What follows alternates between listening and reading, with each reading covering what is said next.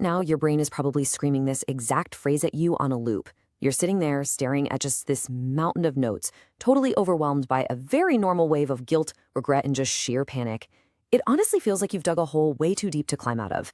But I really need you to recognize that this feeling, while totally valid, is simply not an accurate reflection of reality. So, first things first, take a deep breath. Just hit the brakes on the panic for a second. Because the truth is, one single wasted day is not going to destroy your grades. What actually matters is what you choose to do from this exact moment forward. Tonight is not about perfectly mastering every single page of that textbook. It's about smart, effective damage control. You don't need 10 hours to make progress. You literally just need a plan. And here is your 5-step survival plan to recover from today's disaster. We're going to prioritize ruthlessly. Use active recall. Teach it out loud, utilize study sprints, and finally, leverage sleep as your secret weapon. All right, diving right into step 1, prioritize ruthlessly. The very first rule of this rescue mission is just pure acceptance. You simply cannot study everything. Think of your remaining time kind of like packing a suitcase for a flight that leaves in an hour. If you try to pack your entire closet or, a whole semester's worth of material, the suitcase won't close and you're going to remember absolutely nothing. You have to leave the extra fluff behind and only grab the absolute essentials. So how exactly do you find those essentials? Spend just a few minutes targeting these specific gold mines. Ask yourself, what topics are most likely to actually show up on the exam? What specific concepts do the teacher repeatedly stress in class? Are there recurring themes popping up in past papers? If you spend just a tiny bit of time deciding what to cut out and zeroing in on these specific points, you'll instantly double the power of the time you have left. Why? Because you're no longer aimlessly studying. You are targeting. Moving on to step 2, active recall over passive reading. Now here is where the vast majority of students completely waste their night. Passive reading. You highlight a few words, you look up, and you realize you remember absolutely nothing because your brain is just coasting on autopilot.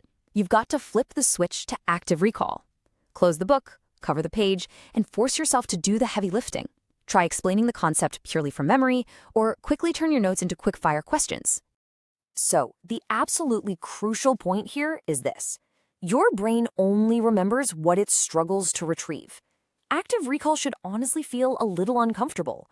If you're sitting there, squeezing your eyes shut, literally sweating to recall a definition you just read a minute ago, you aren't failing. That discomfort, that is the exact feeling of learning happening in real time. Okay, step 3, teach it out loud. When you just think about a concept in your head, it's super easy to trick yourself into believing you actually understand it. But when you are forced to teach it out loud, your brain has to take all those messy pieces of information and organize them into clear logic. And you don't need a real audience to play professor. Explain the concepts to your bedroom wall, your old childhood teddy bear, or even your dog. Congratulations, they're now officially enrolled in your crash course. It might feel a bit silly to stand in your bedroom lecturing a golden retriever, for sure. But if you can explain a complex topic simply to them, you're totally ready for the exam. More importantly, though, if you stumble while explaining it, that is actually fantastic news. Stumbling instantly highlights your weak spots, showing you exactly where you need to review before tomorrow morning. It's hands down one of the fastest ways to make knowledge stick. That brings us to step 4, steady sprints with micro breaks. Because your brain has very real biological limits, just sitting there staring at a screen for 4 hours straight is a guaranteed recipe for diminishing returns. Instead, put your phone on airplane mode right now and structure your time. Go really hard for a 15 to 20-minute intense focus sprint. Then, take a tiny 3-minute break just to stand up, stretch out, and breathe to reset your mind. And then, dive right back in. Believe it or not, you will absorb infinitely more information in just 90 minutes of this structured, deep focus than you ever would in 6 long, totally distracted hours of what I call fake studying. And finally, step 5, sleep, is the secret weapon. All right, here's the incredible twist. Pulling an all-nighter is actually the fastest way to sabotage all the hard work you literally just did. Your brain doesn't actually store knowledge while you're awake. It locks short-term facts into long-term memory while you're sleeping. If you skip the sleep, your brain just deletes the information. Instead, use a 1-2 punch.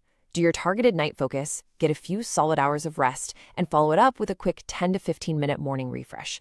That morning refresh is what locks the memory in for good. I really want you to remember this as we wrap things up. One bad day does not define your future. What defines you is how you respond in the crunch. You can still absolutely salvage this. And hey, as a quick side note, for those of you wanting to stay ahead before the panic even starts next time, our source material highly recommends checking out an ebook focused specifically on building an exceptional memory, which has some really great, deeper, step-by-step strategies. But for tonight, just keep this quote in mind. You have the chance right now to turn absolute panic into measurable progress and a totally wasted day into a really surprising win. It's not about the sheer volume of hours you put in. It's entirely about the quality and intelligence of the time you are putting in right now. Look at the survival plan we've just built together. You know exactly what to do. Prioritize, recall actively, teach it out loud, sprint, and get some sleep. You can absolutely turn tonight's disaster into tomorrow's success. But once you conquer this exam, I want you to ask yourself, if you can achieve this much in a single night of panic, what on earth could you accomplish if you truly unlocked the secrets of your memory year-round? Take a deep breath, and let's get to work.